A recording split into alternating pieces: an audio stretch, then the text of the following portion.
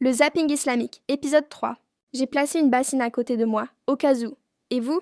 Le shaitan souffle dans tes fesses quand tu fais la prière. En fait, parfois, quand tu vas prier, tu vas sentir comme un gaz qui s'échappe d'en bas. Mais il ne fait aucun bruit ni aucune odeur. Mais ça te donne quand même l'impression que t'as pété. Et tu le sais peut-être pas, mais en fait, c'est le shaitan qui souffle pour te faire croire que t'as pété, de sorte que tu vas quitter ta prière, que tu vas refaire les ablutions et que tu vas recommencer à chaque fois ta prière et ça peut très vite te pourrir la vie. Le prophète Mohammed sallallahu alayhi wa sallam a dit, au cours de la prière, le shaitan vient à l'un de vous, souffle dans son postérieur et lui fait s'imaginer qu'il a laissé échapper un gaz alors qu'il n'en est rien. Et si cela se produit, qu'il ne quitte la prière que s'il entend un son ou sent une odeur. En gros, ça veut dire que si t'entends pas clairement le bruit d'un pet et que tu sens pas de mauvaise odeur, il faut que tu continues ta prière car c'est le diable qui a soufflé au niveau de tes fesses pour te faire tomber dans le doute et te perturber pendant ta... Tu crois que c'est Allah qui a créé l'univers, tout ça? Oui, exactement. Selon Allah, est-ce que c'est la Terre qui tourne autour du Soleil ou c'est le Soleil qui tourne autour de la Terre? Bah, pour moi, c'est la Terre qui tourne autour du Soleil. D'accord. Et si maintenant, les musulmans, depuis le 7e siècle, dans tous leurs écrits, c'est le Soleil qui tourne autour de la Terre? Bah, j'y crois. Moi, j'y crois que c'est le Soleil qui tourne autour de la Terre. C'est exactement ça. Ceux qui vous font croire des absurdités vont vous faire commettre des atrocités, vont vous faire accepter des dingueries, vénérer l'ignorance. Tout ce qu'on va te dire de la connaissance humaine de 2024, tu vas dire non, c'est faux, pour que Allah existe. Allah que tu vas trouver dans le Coran qui donne l'autorisation à l'homme de frapper sa femme, qui donne l'autorisation à tous les musulmans jusqu'à la fin des temps Yom al-Qiyamah de garder des petites filles, qui donne l'autorisation aussi via son prophète et via le Coran de pragmatiser celui qui doute, celui qui ne croit plus en l'islam. C'est ça au fait que tu vénères. L'expansion de l'univers, les origines de l'univers et de la Terre, à propos de la lumière et du soleil et de la lune, et enfin du Big Crunch, les versets cités par les apologistes sont au mieux trop vagues pour être significatifs, au pire proprement ridicules. De plus, non seulement ces versets contredisent frontalement ce que la science dit du processus et des circonstances de la formation de l'univers connu, puis de notre système solaire et de notre planète, mais en plus, ils se contredisent entre eux. C'est beau. Et quand on les compare à ce que l'on sait de l'histoire des sciences, on s'aperçoit bien vite qu'il y a une troublante correspondance entre la révélation divine et les théories en vogue à l'époque et dans la région. Même si elles sont fausses. Surtout si elles sont fausses. Bref, ce que révèlent ces différents versets du Coran, c'est surtout que celui-ci ne fait que reprendre à son compte les cosmologies des premiers philosophes grecs comme Anaximandre ou Thalès, avec des modèles datant parfois de plus de 1000 ans. Pour ces philosophes grecs, la Terre est plate, immobile, au centre de l'univers, lequel est constitué de sphères englobées les unes dans les autres, sur lesquelles les astres et tous les corps célestes sont fixés, le tout formant le cosmos qui est fini. Le Coran décrit également les mouvements du soleil et de la lune, du jour et de la nuit, ainsi que l'existence de sphères célestes solides, d'une façon qui confirme les conceptions platistes et géocentristes de ses auteurs.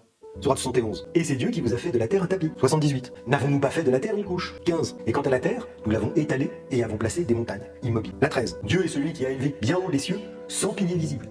Il s'est établi, istawa sur le trône, et a soumis le soleil et la lune, chacun poursuivant sa course, vers un terme fixé. 39. Il a créé les cieux et la terre en toute vérité. Il enroule la nuit sur le jour, et enroule le jour sur la nuit, et il a assujetti le soleil et la lune à poursuivre chacun sa course, pour un terme fixé. La 18. Et quand il eut atteint le couchant, il trouva que le soleil se couchait dans une source boueuse, et après d'elle, il trouva une peuplade, un pied. La 36. Le soleil ne peut rattraper la lune, ni la nuit devancer le jour, et chacun vogue dans une orbite. Pour faire bref, ces versets décrivent exactement l'impression que peut avoir un humain qui ignore la situation réelle dans le système solaire. Il a donc l'impression que c'est le soleil qui tourne autour de la Terre et que ce sont la nuit et le jour, tout comme les étoiles, qui se déplacent dans le ciel. Il me semble que ces quelques versets devraient suffire à convaincre le lecteur honnête qu'il est ridicule de défendre la thèse selon laquelle le Coran contiendrait des faits scientifiques inconnus des humains au moment de sa révélation à un chamelier analphabète. Et pourtant, je ne résiste pas au plaisir de vous partager un dernier exemple de l'incohérence du modèle cosmologique made in Allah. Il décréta d'en faire 7 cieux en 2 jours et révéla à chaque ciel sa fonction. Et nous avons décoré le ciel le plus proche de lampes et l'avons protégé. Ah, d'accord. Donc, scientifiquement parlant, Allah fait encore moins bien qu'Aristote, qui lui a quand même eu la jugeote de placer des étoiles sur la sphère la plus extérieure de son système géocentrique. C'est bien ça. Ouais, on est bien d'accord que cosmologiquement parlant, Allah est nul. On est d'accord. Ouais, ça me rassure un peu parce que je finissais par me demander Voilà, si c'était moi. c'est tout pour vous. Vous êtes à Laval, l'école Saint-Maxime, c'est chez vous, là? Oui, c'est chez nous. Et en plus, j'habitais moi le quartier Champmédé. Et ça fait quelques années, j'ai déménagé de Champmédé depuis 2011. Et je peux dire qu'à Champmédé, oui, il y avait du communautarisme, mais on a eu vraiment un excellent accueil, des enseignants de haut niveau. Moi, j'ai des souvenirs jusqu'à maintenant des enseignants de mes enfants dans les écoles de Champmédé. Ils accueillaient des enfants de différentes nationalités, différentes langues. C'était des enseignants qui faisaient des miracles. Je peux pas dire que je suis surprise, encore une fois, parce que quand même, on le voit venir. Et croyez-moi, ça va être beaucoup plus que Saint-Maxime. Il va y avoir d'autres écoles et d'autres écoles. Et vous avez parlé de communautarisme, donc c'est ce que vous voyez, c'est comme dans une école où il y a des groupes qui sont homogènes, l'enseignant, les élèves, la forte majorité viennent d'une même communauté, ont une même appartenance religieuse, donc ça l'emporte? À l'époque, ça faisait pas de dommages parce qu'il n'y avait pas cet aspect religieux qui était très présent. Moi, je me souviens des écoles primaires, surtout à Laval. Depuis 2011, on entendait parler déjà de Saint-Maxime, que les jeunes arabes, il faut pas qu'on dise que je suis raciste, je suis moi-même arabe, juste pour arrêter ceux qui vont m'accuser tout de suite. Donc, il y il y avait des jeunes arabes qui commençaient à rebeller un petit peu, mais les enseignants, on peut rien leur reprocher au niveau de leur pédagogie à l'époque. Je crois que maintenant, la peur d'être étiqueté de racisme freine beaucoup d'interventions. Et puis, la non-application de la laïcité, c'est aussi dû, je crois, à la peur des enseignants de le faire prévaloir. Donc, à mon avis, même s'il y avait des communautés à l'époque, ça allait quand même un petit peu bien. Dans les écoles primaires. À Saint-Maxime, nous, on a déménagé avant que les enfants se rendaient au secondaire. À l'école Bedford, on avait su qu'il y avait des enseignants maghrébins qui avaient été tassés par le groupe dominant parce qu'eux, ils voulaient pas mettre la religion dans les écoles. Alors, c'est vraiment une question de motivation ou d'espèce de prosélytisme religieux qui tout à coup s'installe. Est-ce que, même si on renforce les lois, est-ce que vous avez l'impression qu'on va être capable de faire changer des gens de mentalité, de les faire rentrer dans le rang, de les faire accepter, on est au Québec, fait que la religion, on va faire ça à la mosquée la fin de semaine, on va faire ça chez nous, mais pas à l'école. Est-ce que vous pensez que c'est possible de faire rentrer tout le monde dans ce moule-là? Oui, parce qu'il n'y a de toute façon que ce moule où l'on peut vivre ensemble dans le respect et la liberté, et ça s'appelle la laïcité. Donc, moi, l'image qui m'est venue depuis l'école Bedford, depuis les expériences que je vis aussi à Laval, j'ai l'impression que c'est comme une carie qui est en train d'attaquer la société. Il est en train de se propager tranquillement. Il est en train d'atteindre le nerf de la dent. Il est en train de se propager. Il faut vraiment appliquer la loi sur la laïcité et le cas échéant légiférer comme l'a dit Monsieur le ministre. L'application de la loi avec l'explication de l'étendue des conséquences que ça peut avoir, ne pas respecter cette loi de la laïcité, ça peut arrêter des choses. Mais il faut aussi former tout le monde, former les employés, former les directions et leur donner aussi ce petit pouvoir de ne pas avoir peur de parler. Ouais. Il faut vraiment commencer à quand quelqu'un est étiqueté de raciste, il faut tout de suite faire des poursuites et demander pourquoi et comment et c'est quoi les cas concrets parce que c'est devenu vraiment fatigant d'entendre ça. Ouais. Le monde, ils sont plus capables de parler. Dès qu'on parle, c'est du racisme. Ça doit pas être comme ça. C'est pour ça que les enseignants, ils sont pas capables de parler. Moi, je me souviens à l'école secondaire de mon garçon, mais à Laval, Mr. Polyjeunesse, un jour, il a parlé, ça fait longtemps, ça fait déjà des années, il a parlé de quelque chose rapport avec l'islam. Et tout de suite, il a tourné la tête vers mon garçon en s'excusant. Et pourtant, il avait même pas à s'excuser. Moi, j'ai contacté le prof, c'était prof de la science, il fallait pas qu'il s'excuse. En plus, mon fils s'est senti mal parce qu'il m'a dit, mais pourquoi il me parle comme si j'étais un radical islamiste alors que moi, je donnais toute une autre éducation. Donc, on est tous en train de payer quand même les dégâts de tout ça. Mais il faut dire les mots tels qu'ils sont parce que aussi, moi, parler de religion, je m'excuse, je vais être attaqué aussi, encore une fois. Mais c'est l'islam qui pose problème ces derniers temps. L'islam radical, l'islam politique, appelez-le comme vous le voulez. Mais c'est ça qui est bruyant ces derniers temps. Et c'est ça qui cause des dégâts. En France, le droit prime sur les dogmes et prescriptions religieuses. Et en sus, on pourrait aussi dire que celui qui exerce son culte sur la voie publique confronte, voire contraint les autres aux dogmes et prescriptions religieuses de son culte. Or, on pourrait dire qu'il est hors la loi dans cette république laïque. En résumé, la liberté d'expression de ses convictions, c'est la liberté d'en parler librement. Et le libre exercice des cultes, c'est celui dans les lieux de culte, spécialement dédiés. Par conséquent, même si les libertés ne sont pas totales, c'est parce que la dite contrainte du groupe, on peut l'appeler aussi contrainte de société, contrainte légale, doit justement jouer son rôle contre la démesure. La tolérance ne signifie pas se laisser faire à l'infini. La tolérance ne peut pas être infinie. Elle ne peut qu'être limitée comme tout dans ce monde fini. Dans le cas contraire, la tolérance infinie, laxiste, n'est qu'une ligne droite et sans encombre vers le renversement de toutes les valeurs de la République, dont la tolérance elle-même fait partie. Les Russes ont ce proverbe: ne rentre pas dans le monastère d'autrui avec ta propre prière. C'est-à-dire, sache t'adapter au milieu dans lequel tu vis. J'imagine que ce genre de sagesse doit exister dans presque toutes les cultures du monde. Mais à l'évidence, les sagesses ancestrales, tout comme la laïcité instaurée en France depuis 118 ans, passent par-dessus la tête à certains. Quand je parle d'un pays faisant respecter ses propres lois et valeurs, je parle bien sûr de sa politique intérieure et non pas d'une extraterritorialité à l'américaine.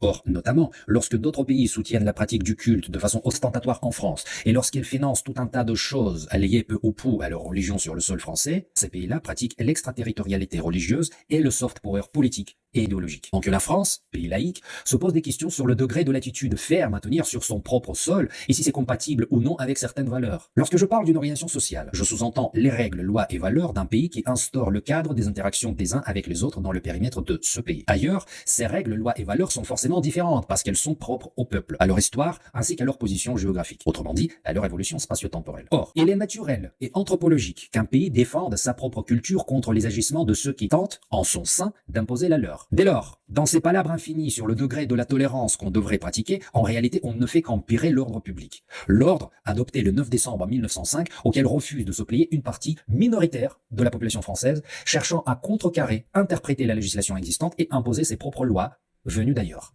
En somme, à faire rétrograder le pays à l'époque d'avant 1905. Les pays avec les religions officielles comme l'islam dans une longue liste de pays arabes, l'anglicanisme en Angleterre ou luthéranisme au Danemark, en Norvège ou en Suède sont considérés tout à fait normaux, il semblerait. Et la laïcité en France apparemment s'est mise à travers la gorge à certains qui vivent de surcroît en France et donc censés de respecter l'organisation sociale française et non pas des contrées lointaines. Donc oui, la France a non seulement parfaitement le droit de faire respecter ses propres lois sur son propre sol, mais l'État devrait aussi le considérer comme son obligation. La neutralité d'État laïque ne devrait pas signifier le laxisme et l'inaction sélective. Le tout est que la défense autoritaire de la laïcité laïcité ne se transforme en autoritarisme. Tout est dans le degré entre la rigueur autoritaire autour d'une loi, que la majorité indiscutable de la population accepte et pratique depuis plus d'un siècle, et l'autoritarisme qui cherche la soumission et l'obéissance de la population tout entière. Nuance. Pourquoi le respect de certaines règles par une minorité devrait être toléré par la majorité qui respecte ces règles? Ça serait d'autant plus facile pour l'État de rester neutre si tout le monde respectait les lois et les règles de ce même État. À méditer. La conception française de la laïcité ne bascule pas vers l'anti-religieux, ni encore moins anti-musulman, mais au contraire. Il ne serait vraiment pas trop tard de comprendre que dans la laïcité française, les lois de l'État sont au-dessus des lois religieuses,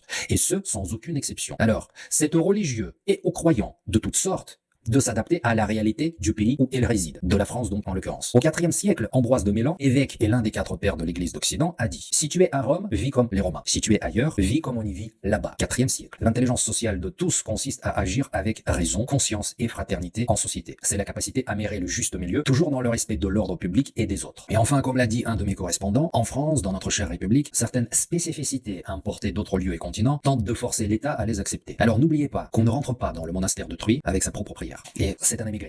Premièrement, le prophète a dit: certes, le soleil et la lune sont 2 signes parmi les signes d'Allah. L'éclipse est en réalité un phénomène par lequel Allah fait peur à ses serviteurs.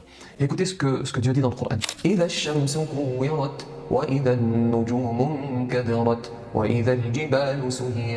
dit aussi subhanahu wa ta'ala: فإذا برق البصر وخسف القمر وجمع الشمس والقمر يقول الإنسان يومئذ أين المفر. Allah nous parle bien dans le Coran de soleil qui sera obscurci, de lune qui s'éclipsera, et de soleil et de lune qui seront réunis. Et nos savants affirment en réunissant la parole prophétique et les versets du Coran que les éclipses font bel et bien partie des signes d'Allah, et qu'Allah les utilise pour susciter la crainte de ses serviteurs et pour leur rappeler certaines choses qui se produiront au jour de la résurrection. Dans un hadith, le prophète nous dit: si vous voyez cela, alors invoquez Allah, faites le takbir, priez et faites l'aumône. Il y a en effet une prière spécifique que l'on accomplit lorsque l'éclipse se produit. Je vais vous dire exactement comment la faire. Voici comment on fait salat al-kusuf. Alors le kusuf, c'est l'éclipse solaire, et le khusuf, c'est l'éclipse lunaire. Donc voici comment accomplir la prière de l'éclipse solaire. D'abord, c'est une prière surérogatoire. Pour les malikites, elle se fait à voix basse. Pour d'autres écoles, elle se fait à voix haute. Pour les malikites et les hanafites, il s'agit de 2 unités classiques. Pour les autres écoles, eh bien voici comment l'accomplir. On dit Allahu Akbar. On commence avec surat al-Fatiha. On récite une sourate plutôt longue. On dit Allahu Akbar. On fait al-ruku', la génuflexion.